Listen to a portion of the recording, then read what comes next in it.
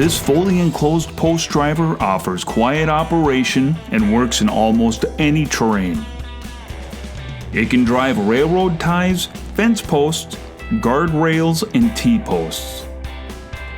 It comes with an 8-inch by 9-inch square collar and a 6-inch round collar. These collars are easy to change out with just a few bolts.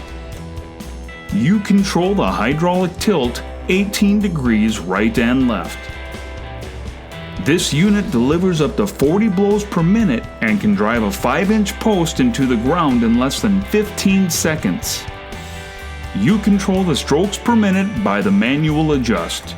You also have the ability to add 200 pounds of steel shot to the unit, making the hammer weight 530 pounds. This attachment is powered by a minimum of 10 gallons per minute.